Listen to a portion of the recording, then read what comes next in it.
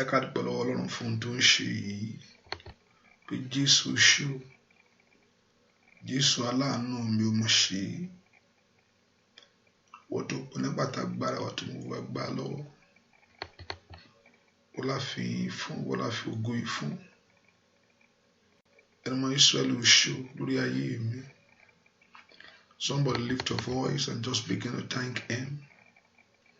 Wọ́n kò dúpẹ́ lọ́wọ́ Ọlọ́run yìí fún ìyanu rẹ̀ sẹ́ gbogbo ọ̀nà fún bolówó ṣe. Thank him, appreciate the Lord. Ẹ ká bẹ̀rẹ̀ sí dúpẹ́ lọ́wọ́ Jésù fún iṣẹ́ ìyanu rẹ̀. I want us to begin to appreciate Jehovah God for his wonderful works. Fún iṣẹ́ ìyanu Ọlọ́run ní gbogbo ọ̀nà lórí ayé rẹ ni. Lift your voice and bless him. Gbóhùn rẹ sókè kó yìn. Lift your voice and appreciate him. Gbóhùn rẹ sókè kó yìn Ọlọ́run yìí. Fún iṣẹ́ ìyanu ńlá àti iṣẹ́ agbára rẹ̀ sẹ́. Fún iṣẹ́ ògo ètò ga jù lórí ayé rẹ ni. Bẹ́ẹ̀ kó dúpẹ́ lọ́wọ́ Ọlọ́run. Olúwo ṣeun. Ìwọ Jésù alágbàwí mi. Olórí ọ̀fẹ́. Aláàánú mi sẹ́. Thank him. Adótì ni. Ọba tó dótì mí. Let's lift our voice and just give that praise to the one that is with us. Ọba tó wà ń bẹ̀ fún wa. Ọba tí òjòjú tì ọ́. Màmá mo fẹ́ kó gbóhùn rẹ sókè. Bàbá mo fẹ́ kó gbóhùn rẹ sókè. Let everyone that have breath gbogbo àlàyé ọkàn èyí tó ń gbọ́ mi lọ́wọ́lọ́wọ́ báyìí mo fẹ́ kó yin Ọlọ́run yìí. Aládé wúrà tó fi oore ọ̀fẹ́ fún èyí tó jẹ́ ó bọ́ wáyé èyí tó jẹ́ kí ó wáyé ká ọ èyí tó jẹ́ ó lulẹ̀ kó dúpẹ́ lọ́wọ́ Ọlọ́run yìí. Ọlọ́run mi ò mọ̀ ṣe ẹlẹ́dàá mi mú ọgbẹ́ wá níṣẹ́ o. Wọ́n tó gbà mí lọ́wọ́ ẹkún wọ́n tó gbà mí lọ́wọ́ òṣì wọ́n tó mú ìbànújẹ́ ayé mi kúrò. Dúpẹ́ lọ́wọ́ Ọlọ́run wọ́n tó dótì mí olùpamọ́ mi olùjí mi á sùn á tún jí láyọ̀ á tún jí. Orí ọ̀fẹ́ kan ló fún èèyàn láti sùn. Orí ọ̀fẹ́ kan náà ní mú èèyàn jí. Ọ̀pọ̀lọpọ̀ ní wá oorun tì. Bẹ́ẹ̀ ni gbogbo nǹkan mìíràn bá mi ta bá máa wà ní rẹ̀ amórí ọ̀fẹ́ tá a rí gbà. Ẹlòmíì á kàn sùn á sùn kíákíá ṣe gbogbo àtúnjà fò dìde. Ẹlòmíì kò tó sùn yóò mórí oògùn tó ń lò kó tó sùn. Ṣùgbọ́n orí ọ̀fẹ́ yẹn àlàáfíà àgọ́ ara ń kọ́. Jésù ó máa ṣe o. Ọlọ́run mo dá gbogbo orí ọ̀fẹ́ ìpadà fún gbogbo ògo ìpadà fún ọ. Pé ìwọ ló ń ṣe inú ayé mi. Ìwọ ló ń ṣe inú ilé mi. Ìwọ tó jẹ́ agbára fún mi. Ìwọ tó jẹ́ ògo fún mi. Ìwọ tó jẹ́ ògo fún ayé mi. Dúpẹ́ lọ́wọ́ Ọlọ́run yìí. Dúpẹ́ lọ́wọ́ ẹlẹ́dàá rẹ sẹ́. Dúpẹ́ lọ́wọ́ Ọlọ́run yìí. Dúpẹ́ lọ́wọ́ ẹlẹ́dàá rẹ sẹ́. Dúpẹ́ lọ́wọ́ Ọlọ́run yìí. Dúpẹ́ lọ́wọ́ ẹlẹ́dàá rẹ sẹ́. Dúpẹ́ lọ́wọ́ Ọlọ́run yìí. Dúpẹ́ lọ́wọ́ Ọlọ́run tó gbà ọ́. Ọba tó gbà mí. Ọba tó gba ọmọ rẹ. Ọba tó gba ilé rẹ. Ọba tó gba ayé rẹ. Dúpẹ́ lọ́wọ́ Ọlọ́run yìí. Ọlọ́run mo dúpẹ́ pé o gbà mí. Ọlọ́run pé o ṣàánú fún mi. Dúpẹ́ ní òpó tó wà yìí. Thank him. Thank him for that position. Ọlọ́run mo ní òpó tí mo wà yìí mo dúpẹ́. Pé o tún lẹ́tọ̀ọ́ láti mú mi jáde. I thank you Lord that you have a plan to bring me out of it. Ọlọ́run mo yàn nínú òpó tí mo wà yìí. Ọlọ́run mo sì dúpẹ́ pé o ní ètò ńlá láti mú ayé mi jáde. Dúpẹ́ fún oore ọ̀fẹ́ tó fún mi o. Fàánú láti mo rí gbà lọ́wọ́ rẹ bàbá. Jésù ṣe. Jésù ṣe. Jésù mo yàn ọ́. Ẹlẹ́rù ni mo gbé ọ ga. Ẹlẹ́rù ni mo fi ọpẹ́ fún. Dúpẹ́ lọ́wọ́ Ọlọ́run yìí. Ọba tó òjòjú tì ọ́. Ọba tí ò jẹ́ káyé yí ọ sẹ́. Ọba tó jẹ́ ndí ẹni àgbégbìn. Ọlọ́run ṣe. Ọlọ́run mi ó máa ṣe. Ọlọ́run mi ó máa ṣe. Ọlọ́run mi ó máa ṣe. Ọlọ́run mi ó máa ṣe. Ọlọ́run mi ó máa ṣe. Ọlọ́run mi ó máa ṣe o. Ọlọ́run mi ò máa ṣe. Ọlọ́run mi ò máa ṣe. Dúpẹ́ lọ́wọ́ Ọlọ́run yẹn. Thank him. Appreciate the Lord. Give that thanks to him. Give that praise to him. Father, we thank you. In Jesus' name, we pray. Psalm 105 verse 1 says, he said, oh, give thanks unto the Lord. Call upon his name. Make known his deed among the people. That is not my word. Kò ń ṣe ọ̀rọ̀ mi nìyẹn. Bíbélì ló sọ bẹ́ẹ̀. And you know that Bíbélì, is written through the inspiration of God to people. Hallelujah. He says, sing unto him, sing psalms unto him, talk ye of all his wondrous works. Sọ nípa ohun iṣẹ́ ìyanu Ọlọ́run. And remember, he told us in Psalm 100, that is the principle of going before the Lord. Àti lọ síwájú Ọlọ́run nìyẹn. That is the principle of coming to him. Ọlọ́run kò fẹ́ kéèyàn wá síwájú òkú máa ní Olúwa fún mi lówó, Olúwa fún mi lọ́mọ. No, èyàn ò lè wọlé. Kò tiẹ̀ ní gbọ́. Bọ̀ àlàáfíà tí mo fún ẹ kọ́ ṣé mo fún ẹ lálàáfíà? Àwọn kan ń béèrè fún àlàáfíà yẹn o. Ká má lè rò pé ohun tá ò ní yẹn la ò ní. Ohun tó ò ní lò ní yẹn. Ṣùgbọ́n nǹkan kan wà tó o ní táwọn kan ń béèrè fún. Hallelujah. Well, nǹkan tá a ní yẹn, you understand that. Èèyàn lè má lówó. O lè má ní mọ́tò. O lè má ní. Ṣùgbọ́n nǹkan kan wà tẹ́ pé nǹkan tí ìwọ ní yìí, nǹkan tèmi ní yìí, àwọn kan wà lórí òkè fún. Kan gbàdúrà Olúwa Jésù tó jẹ́ ohun tí ẹlòmíì ń gbàwẹ̀ fún. Ó jẹ́ ohun tó tẹ́ ẹlòmíì ò ká àlàáfíà lásán yẹn. Ẹlòmíì olówó mi lè trade gbogbo ọ̀rọ̀ rẹ̀ fún pé I will give it up for God. Máa fi gbogbo ẹ̀lẹ́ tó ń bá lè rí àlàáfíà yẹn. Ẹ̀yà ara yẹn tó ní yẹn. Jẹ́ pé kò jọ wá lójú yẹn torí pé yẹn ní yẹn. Ẹlòmíì ohun tó jẹ́ kókó àdúrà ẹlòmíì nìyẹn. Ohun tó ń gbé ẹlòmíì káàkiri sí nìyẹn pé tó ń bá lè bọ́ lọ́wọ́ kìíní láyé. Wọ́n á yan Ọlọ́run. Ṣùgbọ́n tó wọ ni I have it kò jọjú. Dìdí láfi. Ó yẹ kó dúpẹ́ lọ́wọ́ Ọlọ́run yìí. Olúwa ṣeun. Ọlọ́run ò ṣeun. Ọlọ́run ò ṣeun. Ọlọ́run ò ṣeun. Ó yá. Time begin to thank him. Dúpẹ́ lọ́wọ́ Jésù. Olúwa ṣeun. Fún ohun tó fún mi. Fún àlàáfíà tó fún mi. Olúwa ṣeun. Fún oore ọ̀fẹ́ tí mo rí gbà. Olúwa ṣeun. Fún ògo rẹ lórí ayé mi. Ọlọ́run dúpẹ́ lọ́wọ́ Jésù yìí. Jésù ṣeun. Olùgbàlà ó ṣeun. Thank you, Father. Gbọ́ àdúrà. Orúkọ Jésù Kristi. Olúwa wa. Ọlọ́run mi, mo máa sọ pé ó ṣe o. Ọlọ́run mi, mo máa sọ pé ó ṣe o. Ìbá máa ṣe tirẹ̀ tó ti rí lẹ́yìn ayé o. Kó ronú jinlẹ̀ o. Mo máa sọ pé ayé o. Ọlọ́run mi o, mo máa sọ pé ó ṣe o. Ayé ò báyọ̀ mi. Ọlọ́run mi, mo máa sọ pé ó ṣe o. Bàbá ṣe tirẹ̀ tó ti rí lẹ́yìn. Ó ronú jinlẹ̀ o. Mo máa sọ pé ó ṣe o. Ọba tí ò jẹ́ káyé bèbè, Ọlọ́run rẹ̀ dà. Ọba tó dúró tì ọ́, tọmọtọmọ níṣẹ́.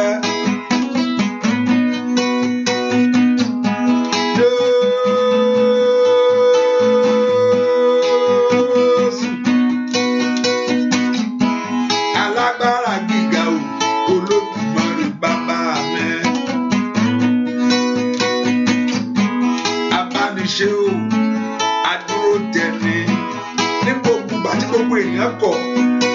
wà ń bẹ̀ nìyẹn o ọ̀rẹ́ mi ọlọ́run mi bàbá ọlọ́run mi ó máa sọ pé ó ṣe o.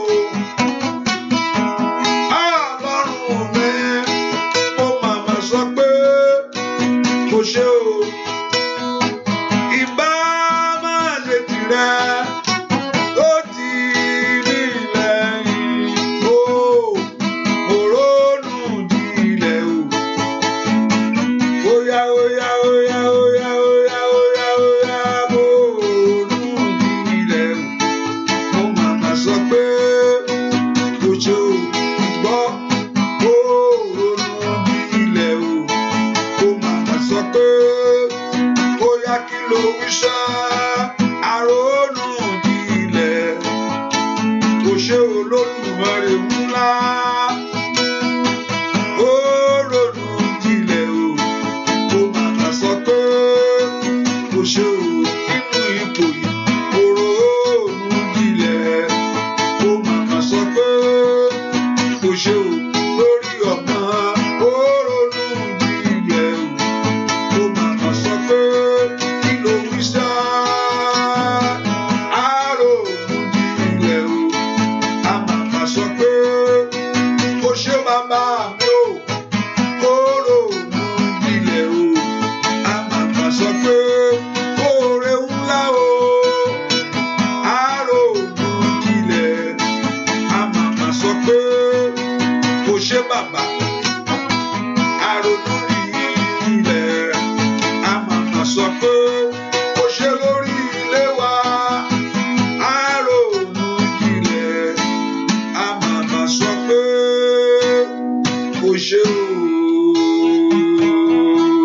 Dúpẹ́ lọ́wọ́ Ọlọ́run yìí ọba ló ṣe fún ọ òun ló jẹ́ ìyanu fún ọ òun ló jẹ́ bí ìsádi agbára ńlá ibi ààbò tí ò bá ṣe pé Olúwa wà nípa tiwa ọ̀tá ò bá á jẹ̀yàn láàyè ní bẹ́ẹ̀ ni ọba tí ò jẹ́ ọ̀tá kò sọ pé òun ò bá táyé olú ẹ̀jẹ̀ yányányá o Ọlọ́run ni ò gbàṣẹ́.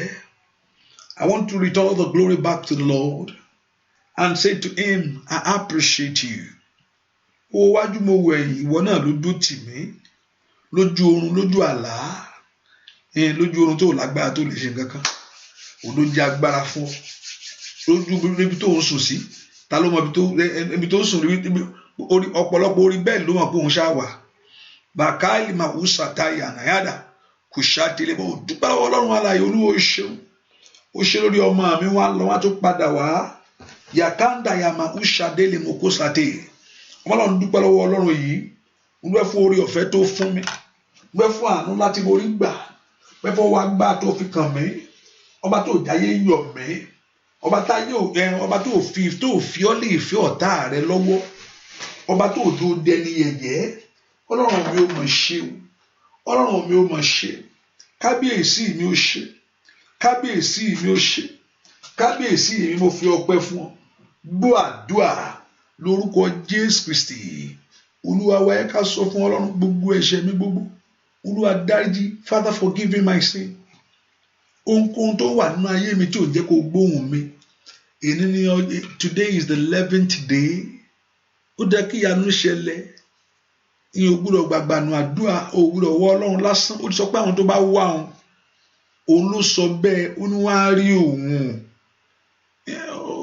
gbogbo ohun tí ò ní jẹ́ ń rí ọ Ọlọ́run jọ̀ọ́ dáríjì ẹ̀jẹ̀ kó bá mi parẹ́ Olúwa ẹ̀ṣẹ̀ mi dáríjì mi ó ní ìdáríjì ń bẹ lọ́wọ́ ìwọ Ọlọ́run ó ní kí a lè bẹ̀rù ìwọ Ọlọ́run ó ló mú ẹ̀ṣẹ̀ mi ó fi sínú òkun ìgbàgbé pátá ẹ sọ fún Ọlọ́run mo mọra mi lónìí I acknowledge myself before you I acknowledge myself before you I acknowledge my life before you Ọlọ́run mo tọ̀ ọ́ wá Ọlọ́run mo tọ̀ ọ́ wá Ọlọ́run mo tọ̀ ọ́ wá Ọlọ́run mo wá tọ̀ ọ́ wá lónìí ìwọ Jésù mo tọ̀ ọ́ wá ìwọ Ọlọ́run alààyè mo tọ̀ ṣàánú fún mi have mercy on me ẹ gbàdúrà ẹ sọ fún Ọlọ́run pé Jésù yẹn dáadáa pé ìwọ Ọlọ́run ṣàánú fún ayé mi. Ẹ pe orúkọ Jésù. Olúwa ṣàánú fún mi. Olúwa dárí àṣírí mi jì mí. Gbogbo ẹ̀ṣẹ̀ mi sẹ́. Lórúkọ Jésù. Makadalabagun ṣatayala. Somebody pray. Gbogbo ẹ̀ṣẹ̀ mi tó fi ní gbóhùn mi. Gbogbo ẹ̀ṣẹ̀ mi tó jẹ́ kí ọlá rẹ fa àánú ayé mi. Gbogbo ẹ̀ṣẹ̀ tí ọ̀rọ̀ rẹ ò fi ní ṣẹ mọ́ mi lára. Ọ̀rọ̀ ògo rẹ, ọ̀rọ̀ ìlérí rẹ fún ayé mi sẹ́. Gbogbo ẹ̀ṣẹ̀ mi tí ò ń jẹ́ káwọn ọmọ mi dìde ńlẹ̀ kíá. Ó yá. Ẹ̀ṣẹ̀ ẹran tí bàbá bẹ̀ tí Ọlọ́run ń bẹ̀ wò láwọ ọmọ. Ó yá.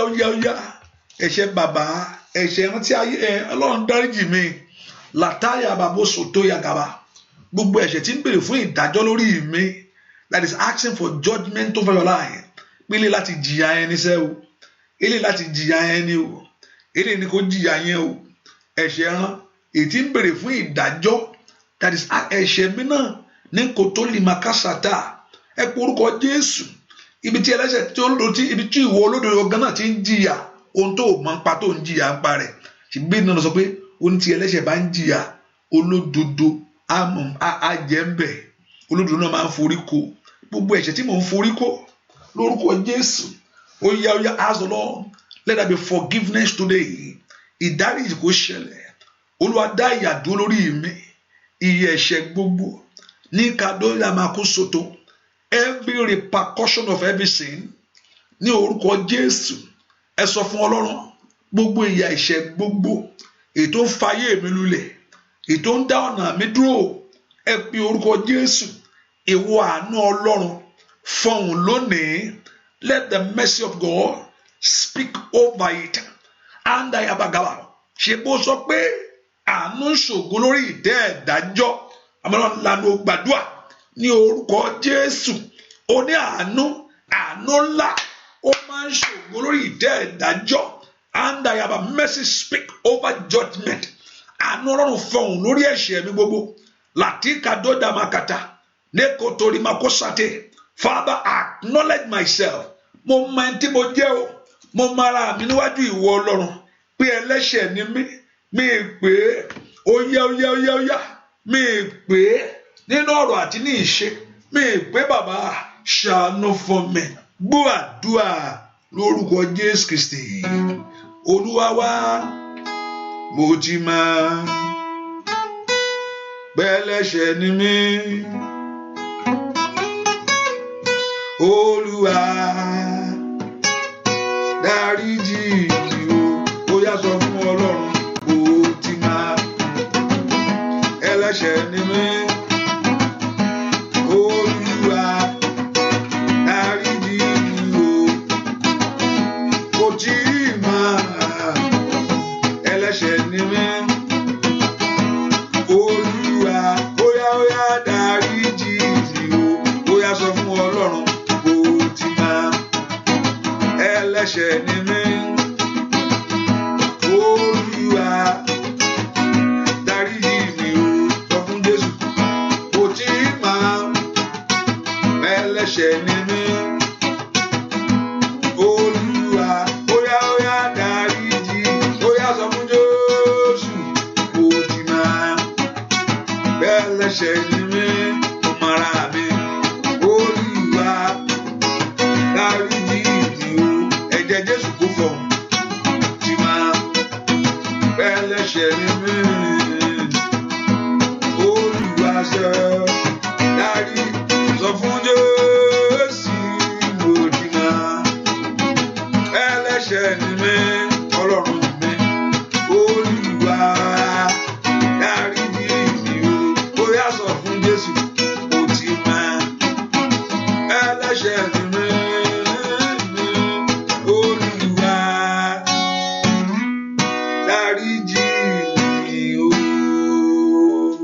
Hallelujah. Ẹ porúkọ jẹ́ ráàánú gbà.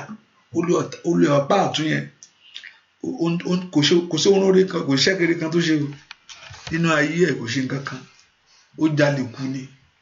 Ṣùgbọ́n ní at that moment of his life, ní ìparí ayé ẹ̀, nǹkan kan ṣẹlẹ̀ sí. Lábẹ́ orí ọ̀fẹ́, ó tọ́ orí ọ̀fẹ́ wà.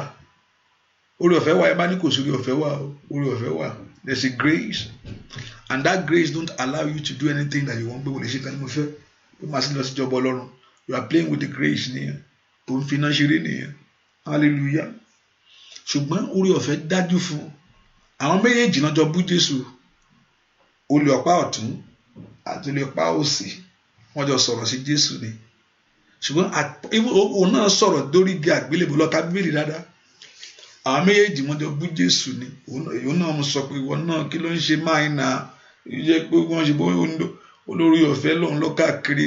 Ṣùgbọ́n nǹkan kan ẹ̀mí Ọlọ́run wá wọnú ẹ̀ at that moment pé jà ká sọ̀rọ̀ sí máa ń mọ́ náà wọ́n ta sí sọ sí ó dá. Ọlọ́run yóò fún wa lé ẹ̀mí ìrònúpìwàdà tó tọ́. Ó ronúpìwàdà that moment pé ó wá sọ fún Jésù ó ní rántí mi níjọba kò ní iṣẹ́ rere kan kò ní oore ọ̀fẹ́ dájú fún. Jésù sọ̀rọ̀ kan olókọ́wọ́ ìjọba Ọlọ́run olókọ́wọ́ paradise tọ́lọ́run pèsè fáwọn tiẹ̀, òun lọ́kọ́kọ́wọ́ paradise tí Ọlọ́run fún àwọn tó gbàgbọ́. Paradise làwọn èèyàn ń lọ báyìí èèyàn tí kò sẹ́ni tó ti lọ sọ́run hallelujah. Òun ló kọ́kọ́ wọ bẹ̀ oore ọ̀fẹ́ gbà á. Grace was released over his life. Ẹ porúkọ ó ní lónìí at this moment bí ẹ̀mí bá ṣe ń jábọ́ lẹ́nu ẹ báyìí èmi àti ẹ máa mú ẹ wọ bẹ̀. Ẹ porúkọ oore ọ̀fẹ́ kó wọnú ayé mi wá. Oore ọ̀fẹ́ Ọlọ́run jẹ́ kí n rí oore ọ̀fẹ́ rẹ gbà. Mo mọ̀wé jùlọ mo dàgbà jùlọ àmì ọkọ̀ débẹ̀ ẹni tí oore ọ̀fẹ́ bá wà láyé ẹ̀ oore ọ̀fẹ́ máa ń sọ ayé ẹni sókè ni. Ẹ porúkọ Jésù ìwọ oore ọ̀fẹ́ tọ́ ayé mi wá. Olúwa jẹ́ kí n rí oore ọ̀fẹ́ wá. Let me receive your grace, O God, in this prayer. Mi fẹ́ gbàgbànú àdúrà. I don't want to pray in vain. Mi fẹ́ wí tèmi lásán. Ẹ pe orúkọ Jésù. Mi wá jìyànú ayé yìí bàbá. Ọlọ́run jẹ́ kí n rí oore ọ̀fẹ́ rẹ. Oore ọ̀fẹ́ rẹ wá mi rí. Ọlọ́run lanu gbàdúrà. Oore ọ̀fẹ́ rẹ wá mi rí. Let the grace locate you. Oore ọ̀fẹ́ Ọlọ́run wá ayé mi rí. Oore ọ̀fẹ́ rẹ gba ayé mi là. Somebody pray that the grace of God to locate your life. Olúwa jẹ́ kí n rí oore ọ̀fẹ́ rẹ gbà. Oore ọ̀fẹ́ Ọlọ́run alààyè. Ó yá wọnú ayé mi wá. Ó yá wọnú iṣẹ́ mi wá. Let the grace of God locate you. Let the grace of God find me. Let the grace of God turn my life around. Ó yí ayé mi padà. Olóhùn á ṣàánú fún ẹni tó ń ṣàánú fún. Kàdó dàdàgàdàgàbà. Kòdólì máa kú ṣàtẹ́lìkàtẹ́. Lekendoro mokosonto kotagaba. Repatunto ko prondo siketelebo. Latindoro bokoshandiaba. Bua dua lórúkọ Jésù Kristi. Olúwa àánú Ọlọ́run fún èèyàn. To the measure of greatness is upon this earth. Nínú ayé nìkan ni I believe that. Lọ́run, it will be of a reward of what you have done. Ọlọ́run, yes, it will be of a reward. Iṣẹ́ tó ṣe. But àánú Ọlọ́run is upon the face of the earth. Ó lè gbẹ́ lómi tí ò mọ̀ Ọlọ́run, ẹni tí ò mọ̀ Ọlọ́run, tí ò gbàdúrà tó ẹ lówó. Ó ní gbogbo ẹ̀ oore ọ̀fẹ́ kan nìyẹn. Ṣùgbọ́n tí ò bá lò dáadáa kò lè dọ́run kó rẹ́ pé ó máa ẹni tí ò ní kankan láyé yìí ó lè nà mọ́lẹ̀. Torí you are going before the Lord. Heaven is a place of reward. Hallelujah. So heaven is a place, but èèyàn lè rí oore ọ̀fẹ́ gbà ní ayé yìí. Yes, ẹni tí ò mọ̀ Ọlọ́run lè rí oore ọ̀fẹ́ gbà. Tí ò mọ̀ kankan, ó lè rí oore ọ̀fẹ́ gbà. But heaven is a place where there's a reward. It's a place where God gives rewards of what you have done on this earth. Ọ̀run yẹn pé ẹnìkan tí ò ṣe kankan máa rí kankan irọ́ ni o. Ẹni tí ò mọ̀ Ọlọ́run kò lè wọ ìjọba Ọlọ́run o. Bẹ́ẹ̀ni, it's of a reward. Heaven is but this earth, the grace of God is there for everybody. To them that act to let the grace, and the one that call upon the grace. But heaven is a place for reward. That's why you need to put more effort to bank more about your heavenly. Hallelujah. Ẹ po orúkọ Jésù gbọ́ olórí ọ̀fẹ́ gbà.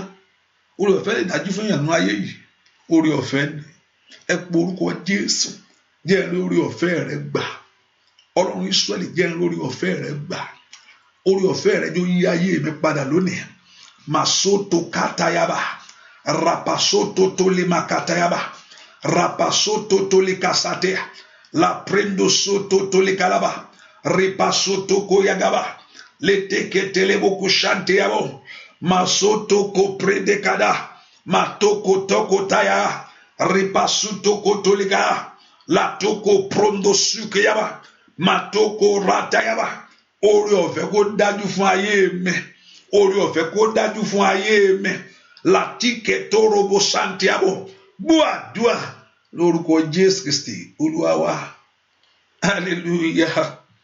I think somebody's asking me a question. I don't know. I'm looking at the question. Say, dear pastor, why does mercy rule over judgment? Kí ni ìdí tí àánú máa ń ṣògo lórí ìtẹ́ ìdájọ́?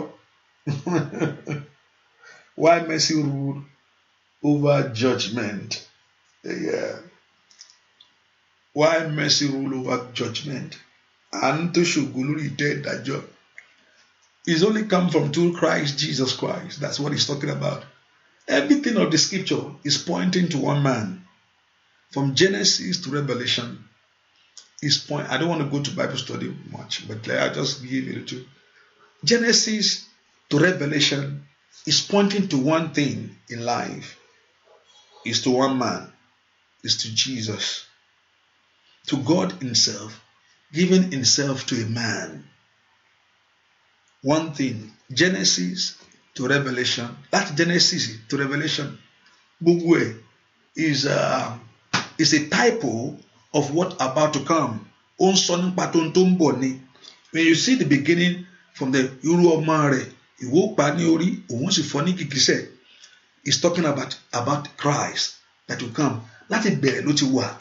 Is that not the scripture that told us Jesus Christ was slain from the foundation of the world? So it was pointing the sacrifice in the Old Testament.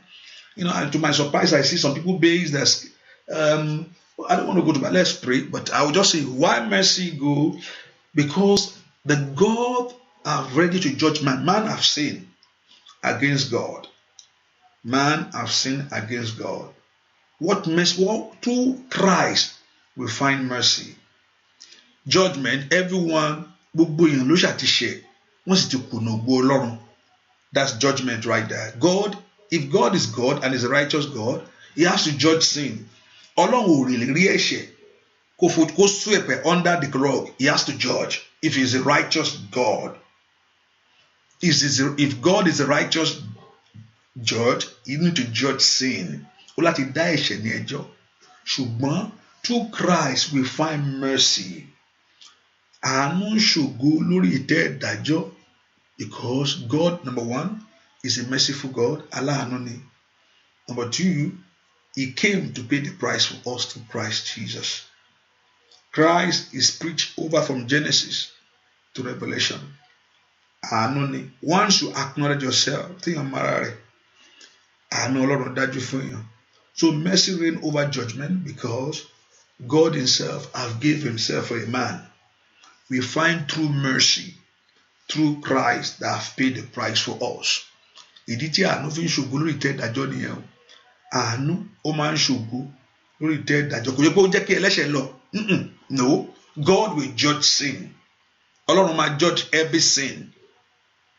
God will judge sin. Ọlọ́run sọ pé Ọlọ́run ẹlẹ́ṣẹ̀ máa ṣẹ̀ṣẹ̀ máa yọra and I just walk away. No. God is a righteous judge. You need to judge sin.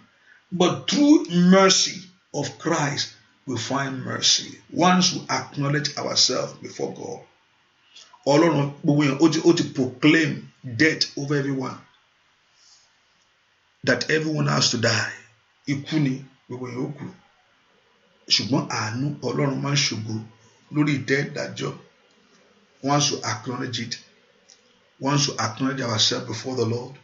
Once we repent over it. Dáfídì yẹ kó kú ni. Ṣùgbọ́n Ọlọ́run ṣàánú fún. Once we acknowledge it. But for mercy also was to reign. Also we plead for mercy. Hallelujah. Also for us to find mercy, we plead for it. I mean, we confess, we acknowledge. We confess, we acknowledge. In your kalima ṣe nǹkan burúkú kọ́ lọ́kọ́ pé kó máa ṣe nǹkan burúkú lọ kọ́lọ́kọ́ máa wòran no pé ọlọ́run kan ṣàánú ẹ ọlọ́run kan ṣàánú ẹ no ọlọ́run á judge ẹ no ṣùgbọ́n once there is a confession acknowledgement ọlọ́run lè fún yàn ní àkókò God can give us time for repentance ṣùgbọ́n àánú ọlọ́run ṣògo lórí tẹ́ ìdájọ́ let me summarize it all torí pé ìkíní ọlọ́run àánú ni ìkejì ọlọ́run ṣe he has given himself for us ó fi ara rẹ̀ fún wa so through Christ we find mercy hallelujah ẹ ká pé orúkọ Jésù olúwa ṣàánú fún mi olúwa ṣàánú fún mi olúwa ṣàánú fún mi olúwa ṣàánú fún mi olúwa ṣàánú fún mi èmi á ṣàánú fún ẹni tí ìwọ̀n á ṣàánú fún èmi á ṣe ọlọ́run ò lè ju àwọn ọmọ ẹ̀ sílẹ̀ kó fi ọmọ tiẹ̀ àwọn tó jẹ́ tiẹ̀ kó fi wọ́n lẹ̀ kó pa wọ́n tì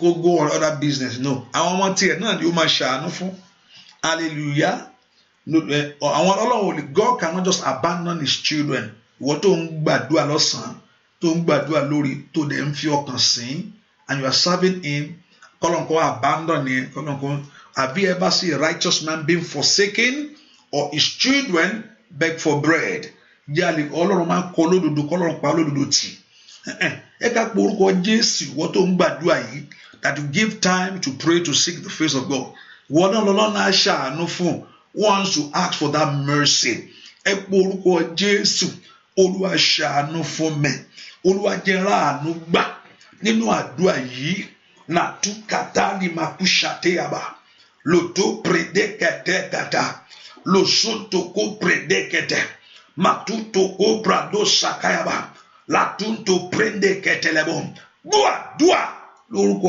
Jésù Kristi olúwa wa. Have you ever been in the scripture that the Old Testament tó ń ṣẹlẹ̀ Old Testament kò sábà ṣẹlẹ̀ mọ́ ní ìsinyìí ìdájọ́ tó wà mẹ́ ọlọ́run ìdájọ́ one have you ever asked yourself why torí ẹ̀jẹ̀ kan wà it is form up to now fún yàn God will judge sin ojú ọlọ́run kòrò sí ẹ̀ṣẹ̀ kill èèyàn fọwọ́ kan àpótí ọlọ́run lásán olùpa bẹ́ẹ̀ ni ẹnìkan jalè kò ń ṣe ònìkan ló kú o gbogbo ìran ẹ̀ ló kú mọ́ gbogbo ìran ẹ̀ ló kú kò ń ṣe ònìkan Achan all his family die ọlọ́run àwọn ní Israeli wọn á dẹ́ṣẹ̀ ọ̀pọ̀lọpọ̀ apákọ̀ pa wọ́n lọ 3,000 ló kú more than 40,000 ló kú lójú ogun tí ò ti mì ọlọ́run one day but one thing now ask yourself why ohun kankan ló ń fọ ohun tí ọlọ́run ń wò lọ́wọ́ lónìí sí o gbọ́dọ̀ ṣí bàbá o rántí pé mo tẹ̀jẹ́ lẹ̀ fún wọn ọ̀pọ̀lọpọ̀ ẹ̀ṣẹ̀ mi ta ti dá many say that you have committed pé ìdájọ́ yẹ kó bẹ̀rẹ̀ lójú ẹsẹ̀ ibi tó ti dá yẹn gan ní ẹgbẹ́ lọ́ọ̀tún máa mú ẹ mọ́ ṣùgbọ́n ọlọ́run ní ṣe bẹ́ẹ̀ ẹ̀jẹ̀ kan fọ ohun fún ọ ní pé ó ti o ẹnìkan ń gbàdúrà fún ọ Holy Spirit ó ń gbàdúrà fún ọ àánú ń ṣògo lórí ìdájọ́ ọlọ́run àánú ń fọ ohun ń bẹ̀ fún ọ bàbá ò ní ṣe bẹ́ẹ̀ yẹn o you will not do it like that o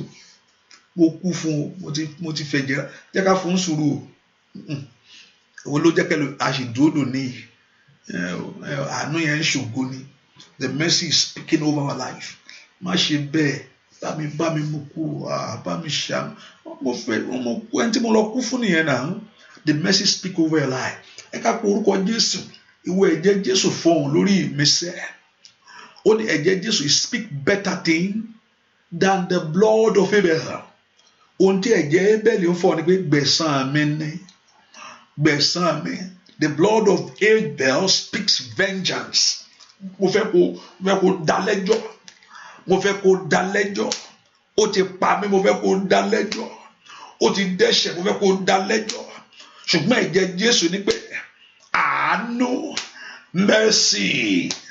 mercy speak better thing ẹ ká pọ̀ orúkọ Jésù ẹ̀jẹ̀ Jésù fọhùn lórí ayé mi sẹ́ nunanana makusotoko brandagaba lento prende keteketegabo latukoto prondo siketelega nintotokotokoto yaba ẹ bí àánú nẹ Ẹ̀jẹ̀ Jésù fọwọ́ àánú sórí ayé mi.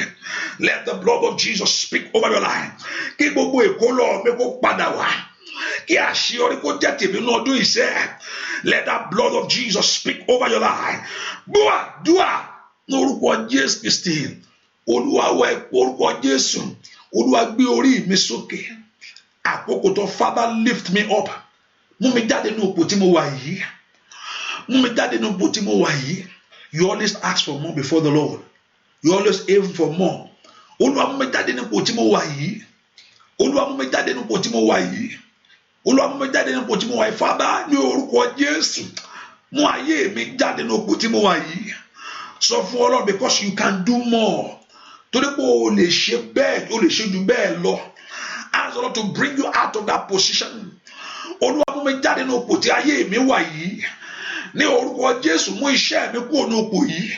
Torí pé o jù báyìí lọ. Ẹ sọ fún Ọlọ́run. Làtúgàdó bradakate. Sọ fún Ọlọ́run aláyé. Olúwa mú mi jáde ní ipò tí mo wà yìí. Can you lift your voice to pray? Can you lift your voice to pray? Can you lift your voice to pray?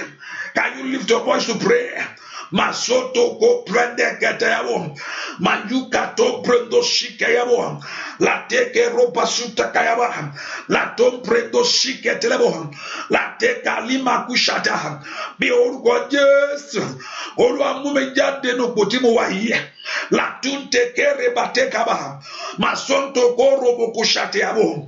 Matuko prende kabo. Sọ fún Ọlọ́run alààyè. Olúwa mú mi jáde ní ipò tí mo wà yìí. Dúà lórúkọ Jésù Kristi. Olúwa wa sọ fún Ọlọ́run. Olúwa gbogbo agbá tó ní mi ní jáde. Iṣẹ́ ọ̀tá nìyẹn pé ò lè jáde. Ọ̀tá ni ò fẹ́ kí èèyàn bọ́ lọ́wọ́ ogun, kò ń ṣe Ọlọ́run. Bẹ́ẹ̀ ni ọ̀tá ni kò fẹ́ kí èèyàn bọ́ lọ́wọ́ ogun, kò ń ṣe Ọlọ́run. It's only the enemy that don't want you to be free from every battle, not God. Ọlọ́run fẹ́ kí èèyàn kú òun ogun. Hallelujah. Ọlọ́run fẹ́ kí èèyàn kú òun ogun. Ọlọ́run ò fẹ́ kí ẹlẹ́ṣẹ̀ gangan kú nínú ẹ̀ṣẹ̀. Ọlọ́run gangan kò fẹ́ kí ẹlẹ́ṣẹ̀ kó kú sínú ẹ̀ṣẹ̀. Ó ní ayọ̀ wà lọ́run fún ẹlẹ́ṣẹ̀ kan torun. Èwo ló kan ọ̀run pẹ̀lú èmi tó fi ń jó nítorí pé mo ronúpìwàdà. Torí pé that's the will of God. That's the heart of God. Táwọn áńgẹ́lì mọ̀ gangan ni pé Ọlọ́run inú Ọlọ́run adé tó dùn léni o. So ayọ̀ wà praise the Lord. Because Ọlọ́run ò fẹ́ kú ẹlẹ́ṣẹ̀ o. Ọlọ́run ò fẹ́ kí ẹlẹ́ṣẹ̀ kú o. Ṣùgbọ́n ohun tó ń fẹ́ fún ẹlẹ́ṣẹ̀ ni pé kó ronúpìwàdà. Talk to me. Because tàbí Ọlọ́run ọba inú ẹ̀ ò dùn láti sọ̀yàn sọ́run àpáàdì. Èèyàn choose láti lọ bẹ̀ ni you yourself. I choose to go there. Mo fẹ́ lọ bẹ̀ ni. I set before you life and death. Iyì ikú rèé mo gbé síwájú yín o. Ìyàn kan gbogbo àwọn tó lọ sọ́run àpáàdì gbogbo wọ́n yàn fúnra wọn ni. Hallelujah. Pé Ọlọ́run ló fẹ́ pa ìwọ ọmọ ọ̀run àpáàdì ni wọ́.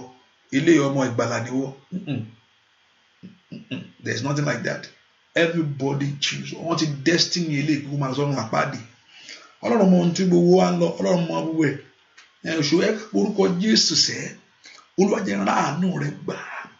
Gbogbo agbára tó ní kí n má jáde ní òkú tí mo bára mi yìí. Ìwọ agbára náà wọlẹ̀. Gbogbo agbára sí ogun máa yí ẹni. Gbogbo agbára tó sí mi mọ́nú ogun. Every power that lock my life down in battle. Gbogbo agbára tó sí mi mọ́gun. Ní orúkọ Jésù. Agbára náà kó gbiná sá. Olúwa mú mi jáde ní òkú tí mo bára mi láyé yìí. Ipò tó rò tẹ́lẹ̀ tó bára yẹn. Ipò tó rò lórí ọmọ tó bára yẹn o. Olúwa mú mi jáde ní òkú tí mo bára mi. Somebody open your mouth and pray. Ẹ̀jẹ̀ Jésù fà mí jáde nínú òkú tí mo bára mi yìí. Ẹ̀jẹ̀ ọ̀dọ́ àgùntàn mú mi jáde. Let the blood of Jesus Christ bring you out of that failure, out of that disappointment of life. Nínú òkú àìní tí mo bára mi bàbá. Ẹ̀jẹ̀ ń jáde. Ìwọ ogun létò ní mi ní jáde parẹ́ lónìí. That family battles, that generation cause, ogun ilé, ogun ẹ o, tó lè ò ní jáde. Gbogbo èmọ̀ òkùnkùn tó lè ò ní jáde ní òkú tó wáyé. Gbogbo agbá tó ní ìmọ̀ ní jáde. Agbá náà kò ṣègbé. Ẹ pe orúkọ Jésù. Gbogbo iṣẹ́ òkùnkùn tó ní ìmọ̀ ní jáde.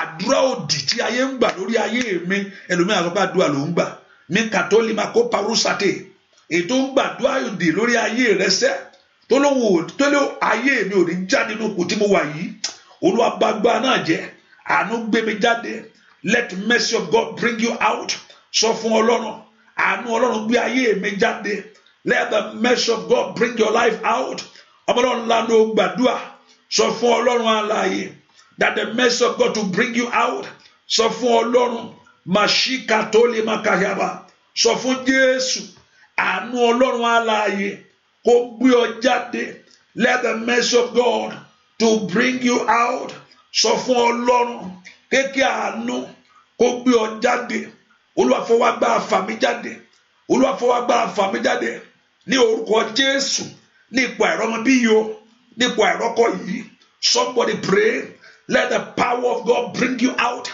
in the name of Jesus rapatu tekelebo ay dadalia thank you my daddy in Jesus name we pray orúkọ Jésù Olúwa mú ègún kúrò lórí mi ẹnìkan gbàdúrà yẹn lọ fún Ọlọ́run alààyè Olúwa mú ègún kúrò lórí mi ègún tí ń ja ìran Olúwa mú ègún kúrò lórí mi God have break the yoke of the curse over our life through the power of him nípa ẹ̀jẹ̀ rẹ̀ ẹ ká sọ fún Ọlọ́run Olúwa mú ègún kúrò lórí iṣẹ́ mi gbogbo èèyàn tó gégùn fún ayé ẹni pé kò ní ga gbogbo èèyàn tó gégùn fún èèyàn pé ayé ẹlú ò ní dìde tí ọ̀tá bá sọ̀rọ̀ séèyàn tí èèyàn bá dákẹ́ sí a máa lọ bẹ́ẹ̀ ni o a máa lọ bẹ́ẹ̀ ni Jábésì ó ń lọ bẹ́ẹ̀ nu ayé ẹ̀ lọ ni àgbà tó lọ bá Ọlọ́run pé eléyìí tó gẹ́ẹ́ Jábésì bẹ́ẹ̀ ni ó ń lọ bẹ́ẹ̀ nu ayé ẹ̀ gbèdé pé Jábésì ti tọ̀ Ọlọ́run lọ pé Ọlọ́run tó bá lè ṣe lè fún mi Olúwa sì gbọ́ Ọlọ́run ọ̀run sì gbọ́ ẹnìkan gbàdúrà sọ fún Ọlọ́run Olúwa mú ègún kúrò lórí mi Olúwa mú ègún kúrò lórí ayé mi remove the curse over my life gbogbo ègún tí ń bẹ rìn àjò mi gbogbo ẹni tó fi mí ré gbogbo ẹni tó gbé mi gégùn ẹlòmí ojú oorun ti gégùn fún pé ayé ẹ ò ní ṣe bó dẹ̀ ṣe ń rí lọ nìyẹn Olúwa mú ègún kúrò lórí mi sọ fún Ọlọ́run ègún lórí iṣẹ́ mi mo kó gbogbo ẹni tó fi iṣẹ́ mi gégùn látàyà máa mú gbogbo ẹni tó fi ayé mi gégùn gbà níṣẹ́ nǹkan báyìí ò ní ṣẹlẹ̀ sí ẹ ní orúkọ Jésù ẹ sọ fún Ọlọ́run alààyè ẹ sọ fún Ọlọ́run alààyè Olúwa mú ayé mi kúrò nú ègún ní kàtáyà gabago soto yaba Olúwa mú ègún kúrò lórí iṣẹ́ mi ẹ̀jẹ̀ Jésù parẹ́ ẹ̀jẹ̀ Jésù pa ègún rẹ́ ẹ̀jẹ̀ Jésù pa ègún rẹ́ can you pray that prayer anda yababoko sonti yaba ní orúkọ Jésù ẹ̀jẹ̀ Jésù pa ègún rẹ́ sọ fún Ọlọ́run kí ẹ̀jẹ̀ Jésù kó pa gbogbo ègún yẹn rẹ́ ègún lórí ọmọ ègún lórí iṣẹ́ ègún lórí ilé ẹ sọ fún Jésù gbọ́ àdúà lórúkọ Jésù Kristi Olúwa wa pé First Chronicles chapter 4 and Jabez was among honorable than his brethren and his mother called his name Jabez màmá rẹ̀ pè ní Jabesi saying because I beard him with sorrow òun bí nínú ìbànújẹ́ ọmọ ìbànújẹ́ ni wọ́n yìí o but the honourable is not begin from this but the honourable now turn when he went before the Lord ayọ̀ bẹ̀rẹ̀ pẹ̀lú ẹ̀ àgbà tó tọ̀ Ọlọ́run lọ ọ̀pọ̀ tí lẹ́nu sọ pé Jábésì lówó ó lówó tẹ́lẹ̀ èèyàn gidi ní already no kò bẹ̀rẹ̀ pẹ̀lú ẹ̀ and Jabez called upon the name of the God of Israel saying kankan ò ṣẹlẹ̀ ní ayé ẹ̀ but ìgbẹ̀yìn ẹ̀ ní bẹ́ẹ̀lì kọ́kọ́ fún wa is more honourable now why is he more honourable torí pé ó lọ bá Ọlọ́run he is not honourable before the Bible talks about the story of his life that pé màmá ẹ̀ bínú ìbànújẹ́ so kò ọmọ kankan ṣẹlẹ̀ ní ayé wọn at that time pé ọmọ ìbànújẹ́ ni wo bẹ́ẹ̀ bàbá ẹ̀ kú ni bẹ́ẹ̀ kankan ṣẹlẹ̀ sí ó ṣàpè lọ́mọ ìbànújẹ́. The Bible did not give us the details about it. Hallelujah. Pé ìwọ ọmọ ìbànújẹ́ ni ìwọ ọmọ yìí ọmọ ìkan ìbànújẹ́ ó lè tọ̀ Ọlọ́run lọ. Ọlọ́run sì yí ìpín ẹ̀ padà. Ẹ pe orúkọ Jésù.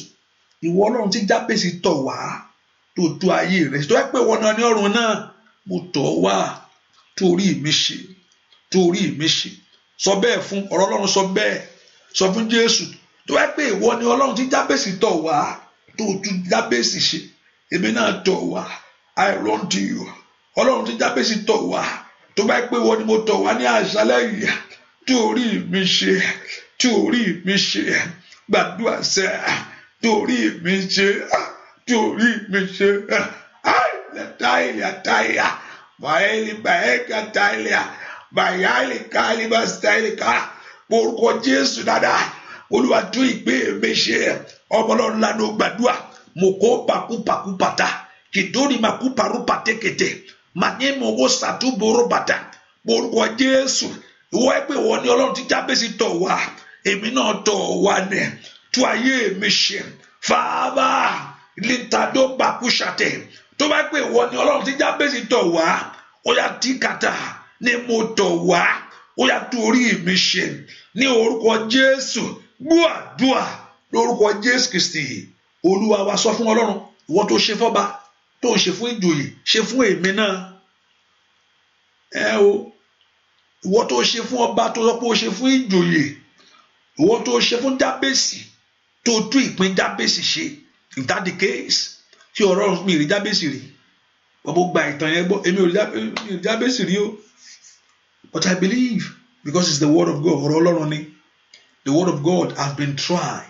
Hallelujah. The word of God has been tried several times.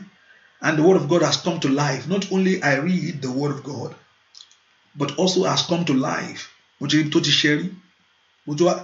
only that I'm reading, not only that you base the word of God on the reading alone, you practice it, let it manifest in your life. Until you can change it.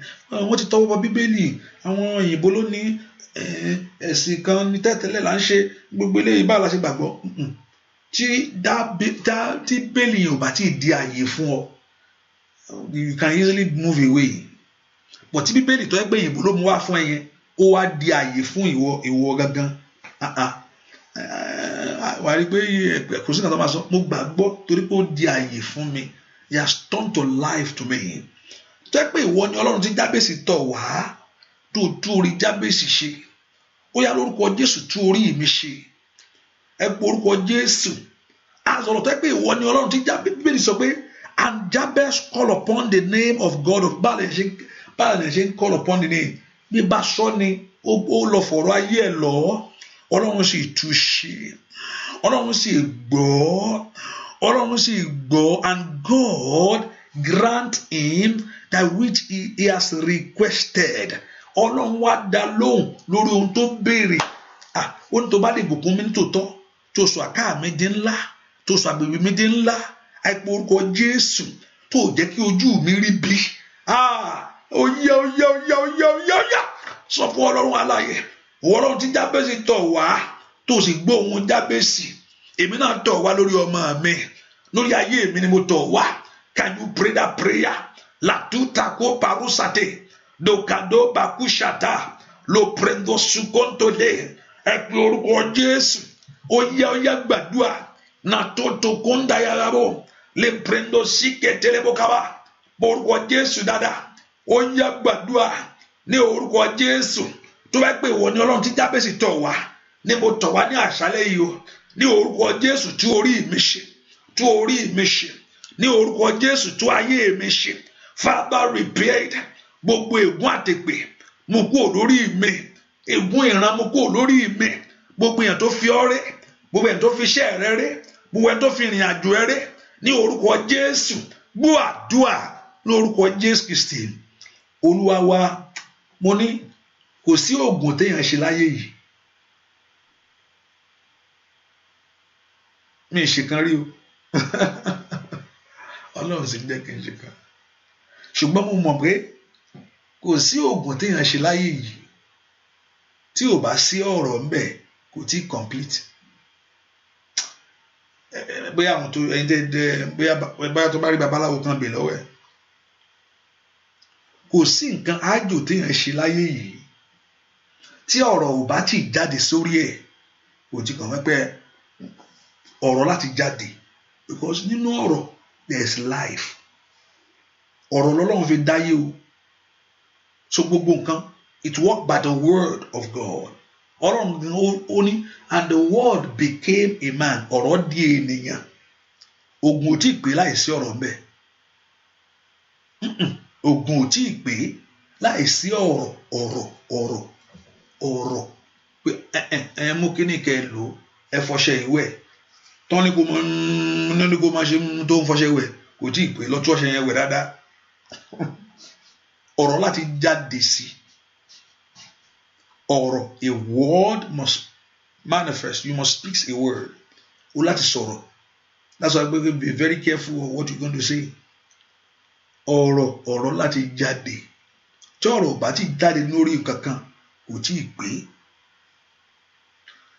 ẹ wá pé orúkọ Jésù gbogbo ọ̀rọ̀ tó lòdì lórí ayé mi ohun tó sọ nípa ayé ẹ ibi tí mo ń lọ nìyẹn ohun tó sọ every word over me ọ̀rọ̀ tá a sọ sórí mi wọ́n bá já ewé wọ́n bá jégbò ọ̀rọ̀ tó sọ sí ló mú gbogbo ẹ̀ ṣe ìwọ ọmọ lágbájá láti òní lọ bí ìpín ẹ ó ṣe ríre o ìwọ ọmọ lágbájá láti òní lọ nǹkan tó wọn máa dààmú ayé rẹ rèé ọmọ lágbájá bí ìpín rẹ bí tó dùn sójú kan rèé ọ̀rọ̀ láti tẹ̀lé ọba àṣáájú ọba àrí ewúrẹ́ mọ́lẹ̀ ọba àrí gbogbo ẹ̀ ọba àlọ́wọ́ òjò làwọn ọba àwọ̀ oríṣiríṣi ọ̀rọ̀ kan láti tẹ̀lé kíní yẹn ọ̀rọ̀ yẹn ní kọ́lọ́run kó wá sọ di asán lónìí ọ̀rọ̀ tó ń sọ lórí ọ̀rọ̀ tó ń sọ lórí iṣẹ́ mi ọ̀rọ̀ tó ń sọ lórí ayé mi ọ̀rọ̀ tó ń sọ lórí ọ̀nà mi àti bímọ rẹ ọ̀rọ̀ tó sọ ọ̀rọ̀ yẹn ló ń tẹ̀lé ọ kiri ohun tó ájò yẹn ohun tó ń ṣe ló ti ọ̀rọ̀ yẹn lẹ́yìn ọ̀rọ̀ ohun tó ń sọ yẹn ló ti ọ̀rọ̀ yẹn lẹ́yìn ohun tó ń ṣe yẹn that package olúwa ti ọ̀rọ̀ yẹn lẹ́yìn pé kó máa jà ọ́ ẹ porúkọ ọ̀rọ̀ yẹn ni kó wá di asán lónìí ìwọ ọ̀rọ̀ tá a sọ sí iṣẹ́ mi o nínú ìmọ̀ òkùnkùn that voice over me ọ̀rọ̀ yẹn lórí ayé àwọn ọmọ mi ọ̀rọ̀ tá a sọ nínú ìran mi ìdí ń tẹ̀lé ayé mi kiri gbọ́ ọ̀rọ̀ olúwa parẹ́ nísinsìnyí ìwọ ọ̀rọ̀ ìkà lórí ayé mi ìwọ ọ̀rọ̀ ìbànújẹ́ lórí mi lónìí gbogbo ọ̀rọ̀ tó lòdì gbogbo ọ̀rọ̀ tá a sọ àti bímọ mi sẹ́ gbogbo ọ̀rọ̀ tí ayé sọ ní lórí ọ̀rọ̀ ìwé ìgbélú mi ẹni tó ní kó máa ṣe láṣetì ní orúkọ Jésù gbogbo ọ̀rọ̀ yẹn Olúwa sọ di asán lónìí ọ̀rọ̀ gbé ọ̀rọ̀ mi ó yá sọ fún Ọlọ́run alààyè kí ọ̀rọ̀ kó gbé ọ̀rọ̀ mi lónìí àtàtà Jésù ní ọ̀rọ̀ kó wá gbé ọ̀rọ̀ tí ayé tó lòdì yẹn kó gbé mi kó pa ọ̀rọ̀ yẹn lórí iṣẹ́ mi rẹ́ àbálọ́ lánà gbàdúrà màmá ẹ sọ pé inú ìbànújẹ́ la bí o ṣùgbọ́n ó wá lọ bá ẹni tó ní ọ̀rọ̀ gangan pé kí ọ̀rọ̀ yẹn parẹ́ màálì màsáìlà pé kí ọ̀rọ̀ yẹn parẹ́ màtúntò bárùbàtẹ̀ gbúàdúà lórúkọ Jésù Kristi Olúwa wa gbàtí Bálákì àti Bálámù wọ́n rúbọ tán wọ́n á ní kó bẹ̀ sí sọ̀rọ̀ ó wá bẹ̀ sí sọ tó lòdì mo ní kó fi wọ́n rí ni náà mo ní kó ṣépè fún wọn ni ó rúbọ ni ṣùgbọ́n ó fẹ́ kó ṣépè fún wọn ni wọ́n pé ẹbọ láìsí ọ̀rọ̀ kò pé o bẹ́ẹ̀ ni dáa pé o láti gbà yẹn ni pé tí èyí láti sọ̀rọ̀ ni ọ̀rọ̀ agbára wà ní ọ̀rọ̀ tó sọ lásán tó fi ṣeré fún ara rẹ̀ ń bọ̀ o gbé inú ọ̀rọ̀ gangan lọ́run fi dá ọ ẹ jẹ́ kí ìmọ́lẹ̀ wà ìmọ́lẹ̀ sì wà ènìyàn sì di alààyè ọkàn ọ̀rọ̀ ni the word Ọlọ́run ni ọ̀rọ̀ náà ó ní àtètèkọ́ṣe ni ọ̀rọ̀ wà ọ̀rọ̀ sì wà pẹ̀lú Ọlọ́run ó ní ọ̀rọ̀ wà pẹ̀lú Ọlọ́run ó ní Ọlọ́run gangan ó ní Ọlọ́run ni ọ̀rọ̀ yẹn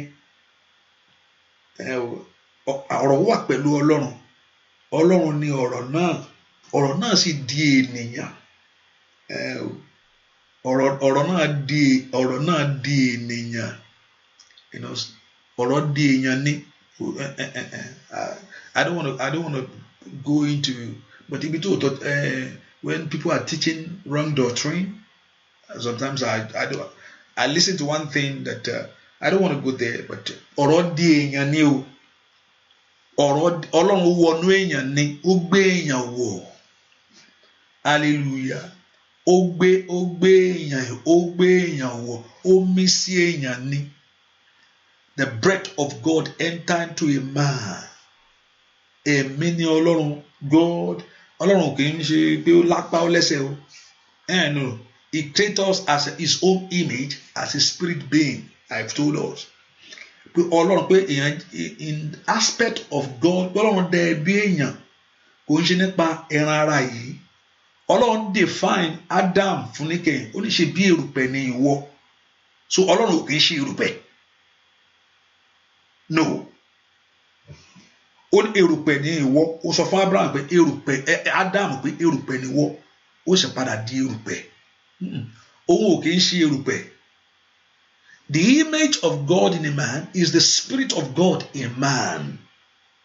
Ó ní ẹ̀mí tí Ọlọ́run breathe into a man ló sọ èèyàn dàtọ̀ Ọlọ́run pé you are created in his own image, because you are a spirit being. But you are he cover that spirit with your body. Tí ẹ̀mí bá fi èèyàn lẹ̀, you depart. So I'm a spirit being. Ẹni ó lè má èèyàn lè rí mi báyìí, ṣùgbọ́n ohun tó mú mi sọ̀rọ̀ is my spirit, which is ohun tó connect pẹ̀lú Ọlọ́run. Hallelujah, that image of God himself. Hallelujah, Ọlọ́run wọnú ènìyàn ni. Ẹ̀mí má balẹ̀, the spirit of God enter into that person. Ó gbé wọ ní. Ẹ̀mí Ọlọ́run gbé wọ, he filled him. God is not a man. Is not a man like us, like this. Pé Ọlọ́run lápá lẹ́sẹ̀. Ta ló sọ fún ẹ bẹ́ẹ̀? Ọlọ́run jù yẹn lọ. God is not a man. It define anything compared with God with a man. God is, I'm not a man. I have told you, but the spirit of God in us make us to create us in his own image. Hallelujah. Ẹ pe orúkọ Jésù. Gbogbo ọ̀rọ̀ tó lòdì lórí mi, Olúwa sọ di asán lónìí. Gbogbo ọ̀rọ̀ tó lòdì lórí mi, gbogbo ọ̀rọ̀ tí ayé sọ, gbogbo tán pèsè, tán sọ pé látòní lọ kó máa rí báyìí fún ẹ. Olúwa yí ọ̀rọ̀ yẹn padà lórí mi lónìí. Gbogbo ọ̀rọ̀ sọ pé kán sọ lórí ọmọ mi pé kó máa rí báyìí fún ọmọ mi. Olúwa yí padà lónìí. Níta gòtà kú ṣàtàlì máa kú ṣàtẹ́lì máa kú ṣàtẹ́yàwá. Gbogbo ọ̀rọ̀ pátá èyí tí ayé sọ nípa ìran mi lónìí pé kó máa rí báyìí fún ìran mi. Gbogbo ọ̀rọ̀ tán sọ, gbogbo májẹ̀mú ọ̀rọ̀ lórí mi, Olúwa bàjẹ́. Gbogbo májẹ̀mú ọ̀rọ̀ lórí ayé mi, Jábésì olóhùn bínú ìbànújẹ́ wá ń tẹ̀lé ayé ẹ̀ kiri. Bí ẹni pé ó tan Ọlọ́run lọ pé kí ìbànújẹ́ yìí padà, àìrọ́mọbí yìí kó padà, àìrọ́kọ yìí kó padà, àìríṣẹ́ yìí kó padà, àìlógo yìí kó padà, àìrógolo kó padà ní orúkọ Jésù. Gbogbo ọ̀rọ̀ ẹkún làtúkàtàlì màkúṣàtẹ bòkò prando túkàtàyàbá. Somebody pray that prayer. Gbogbo ọ̀rọ̀ ọ̀tá lórí ayé mi sẹ́ ẹ padà. Gbogbo ọ̀rọ̀ ẹni òkùnkùn lórí ayé àwọn ọmọ mi ní orúkọ Jésù. Gbogbo ọ̀rọ̀ padà ní orúkọ Jésù. Lotaka porabata leto prodoshiketelebo matutakadara le prodoshiketelebo orúkọ Jésù dára latento robata. Gbogbo ọ̀rọ̀ lórí ayé mi ní orúkọ Jésù kó padà, kó padà, kó padà, kó padà, kó padà, kó padà, kó padà, kó padà, kó padà, kó padà, kó padà, kó padà, kó padà, kó padà. Látòkò prendekete sọ fún Ọlọ́run alààyè gbọ́ àdúà lórúkọ Jésù Kristi Olúwa wa. Sọ fún ọ̀rọ̀ yìí kó bàjẹ́ lórí mi o.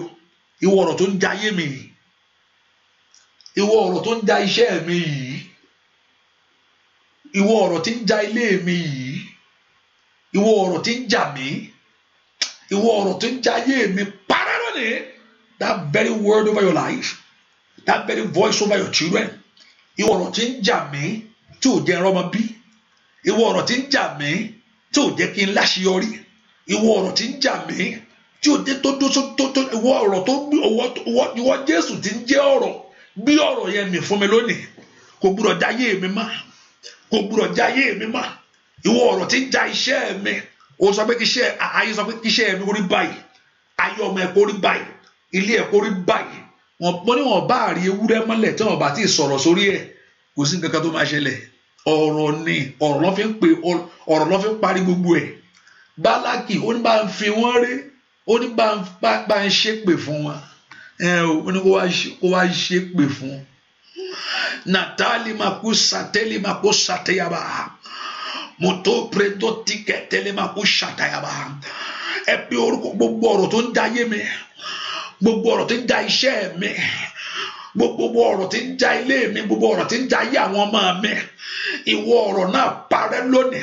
Gbọ́ àdúrà lórúkọ Jésù Kristi Olúwa wa. Ẹnìkan bá yẹn gbàdúrà pé Ọlọ́run kó torí ẹ̀ ń ṣe yẹn, gbogbo irun tí ayé dì fún ẹ, ìfòrò tó tẹ̀ ti tú yẹn, tó ti túrun yẹn, ó ti túrun yẹn ó ti tú lórí ẹ, ṣùgbọ́n ohun tó ń dì fún ẹ yẹn ó ṣe ń gbé kiri, ohun tó ń dì fún ẹ yẹn ó ṣe ń gbé kiri, bẹ́ẹ̀ kọ́ ń pè nǹkan sórí ayé ẹ ni, ó ṣe ń gbé kiri. Thank you my daddy. Njọ́ tó dẹ̀ sí dírun yìí, ó lálà, njọ́ tó ṣerun tí mò ń wò yìí, ojú ọ̀rọ̀ pé bóyá pé ìwọ gan ó ṣerun jọ yẹn, ṣùgbọ́n àlá tẹ̀lé, that mean a sign follow that thing. Àtijọ́ yẹn ìwọ náà mo bá yí ẹ ṣe rí, mo wá gbàdúrà nípa orí ọ̀fẹ́ yìí lórúkọ Jésù. Ohun tí ayé pèsè fún ọ pé kó máa gbé kiri, ohun tó ń bá ayé ẹ rìnrìn àjò, tí ń bá ọ̀nà rẹ kiri, ní orúkọ Ọlọ́run tó rán mi níṣẹ́ o, lórúkọ Jésù gba ìtúsílẹ̀. Receive that total deliverance in Jesus name. Nípa ẹ̀jẹ̀ Jésù yẹn èyí tá a ta fún ọ lórúkọ Jésù láti mú ìbínú ìkó lórí rẹ, ẹ̀jẹ̀ Jésù kó parẹ́, ẹ̀jẹ̀ Jésù kó parẹ́, ẹ̀jẹ̀ Jésù kó parẹ́, ẹ̀jẹ̀ Jésù kó parẹ́, ẹ̀jẹ̀ Jésù kó parẹ́, ẹ̀jẹ̀ Jésù kó parẹ́, ẹ̀jẹ̀ Jésù kó parẹ́, ẹ̀jẹ̀ Jésù kó parẹ́, ẹ̀jẹ̀ Jésù kó parẹ́. Let the blood of Jesus wash it away. Gbogbo ohun tí ayé dì sí ọ lórí, gbogbo tí ìka ènìyàn dì sí ayé rẹ, gbogbo ẹrù ọ̀ràn, Ọlọ́run lórí máa ó la máa gbé ṣàtàyàbá, máa ó lè máa ó ṣàtẹlẹbà. Lẹ́pẹ̀ pronto sí kẹlẹ́bọ̀ kaba, tàkàndàlábọ̀ kó ṣíntẹlẹ́bọ̀, ẹ̀jẹ̀ Jésù kó parẹ́. Bú àdúà lórúkọ Jésù Kristi Olúwa wa. Ẹnìkan Olúwa ní kí n sọ fún ẹ pé ìgbé ayọ̀ adúnú ilé rẹ láìpẹ́ yìí, ṣàmì dáadáa, àmín. Say that amen. Láìpẹ́ yìí, ìgbé ayọ̀, a sound of joy, yóò ṣẹlẹ̀ nínú ilé ẹ. Ìgbé ayọ̀ yóò ṣẹlẹ̀ nínú ilé rẹ. You will hear the sound of joy in your house. Ìgbé ayọ̀ á dún lórí ọ̀nà rẹ gbogbo, á dún lórí ayé rẹ sẹ́. Níta lábà ó ṣàtẹ̀yàbà, roboto kalima ó ṣàtẹ̀lẹ́bọ̀. Ṣàmì dáadáa, sọ pé mo gbà bẹ́ẹ̀. Olúwa mo gbà kó ṣẹlẹ̀ sí mi bẹ́ẹ̀. Ìgbé ayọ̀ yẹn kó ṣẹlẹ̀ sí mi bẹ́ẹ̀. Ìgbé ayọ̀ yẹn kó ṣẹlẹ̀ lórí ọmọ mi.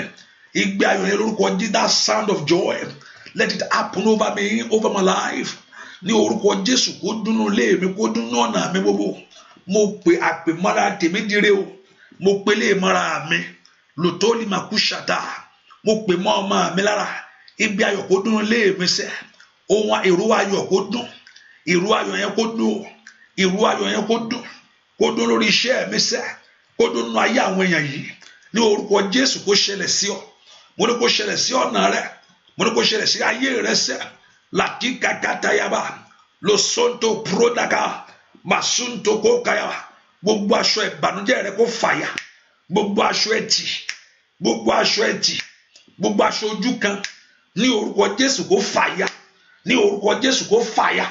Gbogbo àmì òkùnkùn, every mark of darkness, every mark of failure over your life disappear. Thank you my daddy.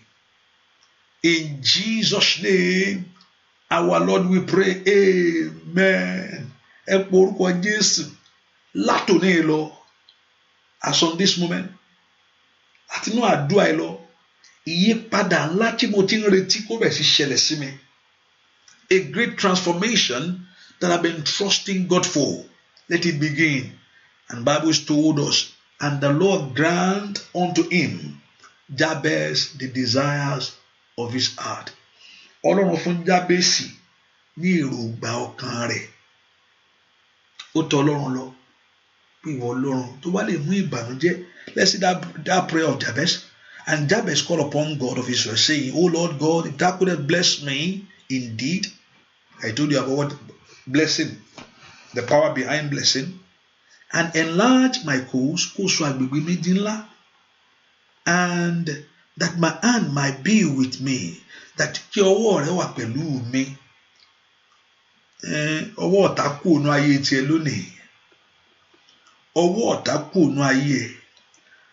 And keep me from evil. Kó mú mi kúrò nínú ibi. That it may be not, that I may not grieve. Pé kó má rí ìbànújẹ́. And God grant unto him which he requested. Ohun tó béèrè fún, and God granted him that which he requested. Ọlọ́run sì gbọ́. Ìyẹn kan lọ sọ fún Ọlọ́run kó bùkún pé kójú má rí bi, pé kí kó sọ àgbègbè òun di ńlá, kí ọwọ́ Ọlọ́run sì wà lára òun. Bíbélì sì sọ pé Olúwa sì gbọ́. Ìwọ náà ò béèrè jù lọ́wọ́ Ọlọ́run. You have never asked too much from him. Ó béèrè jù lọ́wọ́ Ọlọ́run. Olúwa sọ àgbègbè mi di ńlá. Má jẹ́ kójú mi rí bi. Jẹ́ kí ọwọ́ rẹ wà lára mi. Bùkún mi. You know, he asked for the blessing.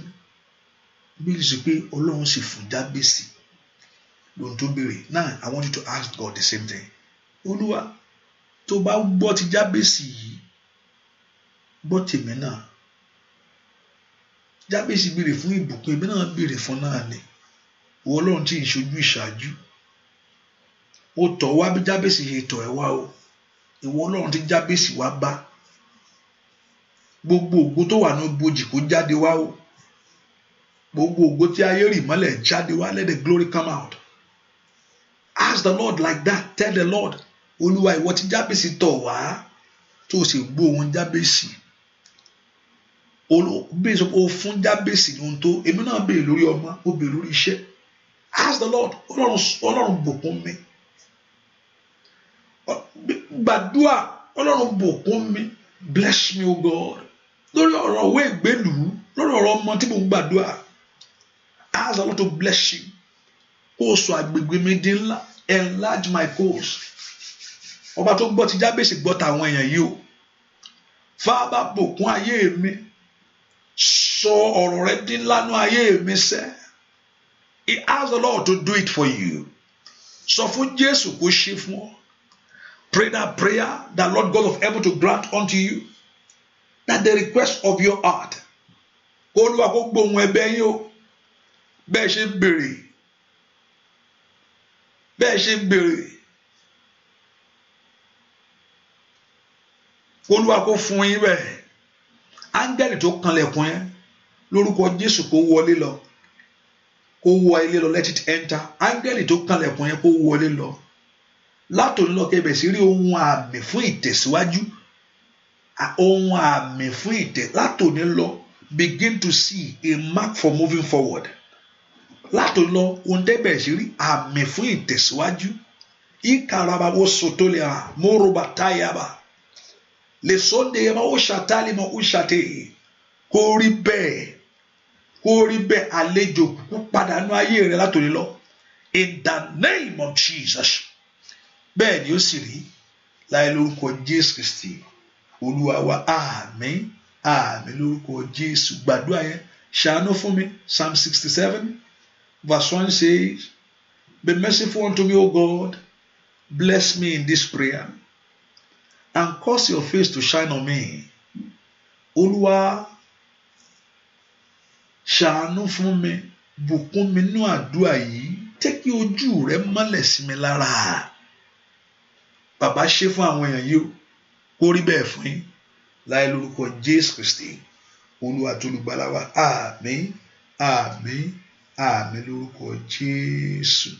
Olúwa kó yọ omi yẹn sí mọ́, agbára jíǹde kó wọnú omi lọ. Ọlọ́run tó képe nínú àdúrà yìí kó dáhùn. A ti béèrè, ó ní tó máa ń béèrè ló máa wá rí gbà. Ọ̀rọ̀ Ọlọ́run sọ bẹ́ẹ̀, ó ní tó bá wá béèrè ló máa rí gbà. Olúwa dúró ti ọ̀rọ̀ rẹ lónìí. Àwọn èèyàn ti béèrè, ó sọ pé ohun tó sọ rèé, ẹni tó bá ń béèrè ló máa rí gbà. Ohun tán àwọn èèyàn ti béèrè, á ti béèrè já rí gbà. Gbogbo agbá tó ní àní rí gbà, torí pé ọ̀rọ̀ rẹ ti jù yẹn lọ. Ìwọ ló sọ bẹ́ẹ̀, ọ̀rọ̀ yìí sì gbé gbogbo ọ̀rọ̀ mi. Gbogbo ètò àgbà wà ní rí gbà lórúkọ Jésù. Olúwa kó tẹrí ẹ̀ bá. Ọ̀rọ̀ tó sọ pé a ò rí gbà já rí gbà. Jẹ́ káwọn èèyàn rí gbà, kẹ́ ẹ rí gbà lórí ọmọ, kẹ́ ẹ rí gbà nínú ayé yín. You have made your request known before the Lord. Let heaven grant unto you. Ó ní ẹni tó bá ń béèrè ló máa ń gbà ní orúkọ Jésù. Wọ́n ti béèrè, ọ̀rọ̀ yẹn ju gbogbo ọ̀rọ̀ lọ lórúkọ Jésù. Já rí gbà. Dúró ti ọ̀rọ̀ yẹn bàbá. Yóò ṣẹlẹ̀ bẹ́ẹ̀, bẹ́ẹ̀ yóò sì rí láì lórúkọ Jésù Kristi Olúwa wa. Àmín, àmín, àmín lórúkọ Jésù. Hallelujah. May I put in mind that the prayer continue by God's grace by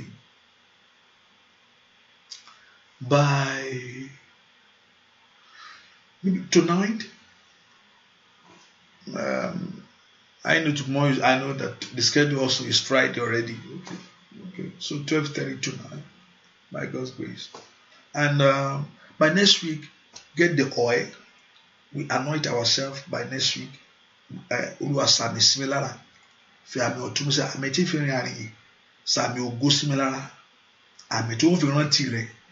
Olúwa sàmì. No, we're going to pray upon the oil, so we anoint ourselves by God's grace. I know the Lord your God will do great things in your life. Ẹ kó orúkọ Jésù. Olúwa iṣẹ́ ìránṣẹ́ yìí àti chọ́ọ̀chì yìí àti chọ́ọ̀chì tèmi títí yín náà, your church.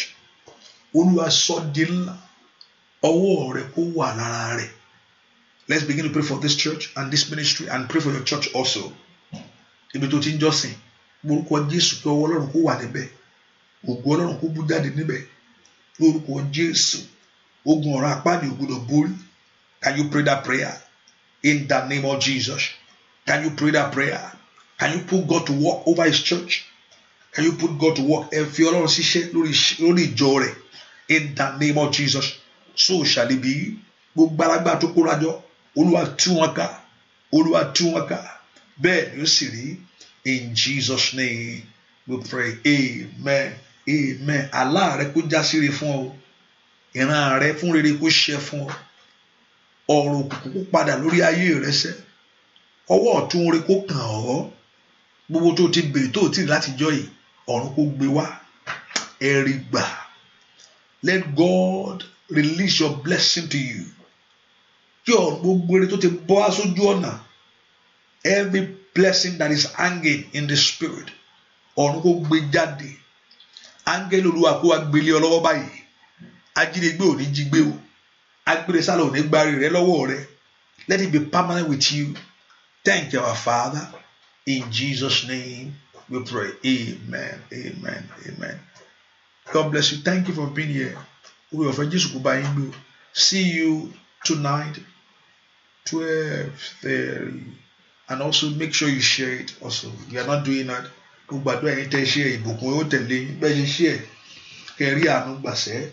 Bẹ́ẹ̀ ni ó sì rí fún yín. In Jesus' name we pray. Amen. Gbàgbọ́, ògo Olúwa yóò sì farahàn. Gbàgbọ́, ògo Olúwa yóò farahàn. Gbàgbọ́, ògo Olúwa yóò farahàn. Olúwa ti ṣáájú rẹ lọ bẹ̀. Gbàgbọ́, ògo Olúwa yóò farahàn. Olúwa ti ṣáájú rẹ lọ bẹ̀. I don't know why I'm saying this. Gbàgbọ́, bẹ́ẹ̀ ni gbàgbọ́ ògo Olúwa yóò fara ó ti fara torí Olúwa ti ṣáájú rẹ lọ bẹ́ẹ̀ ni ó sì rí fún láì lórúkọ Jésù Olúwa wa àmín. You are blessed. See you. God bless you. Bye bye.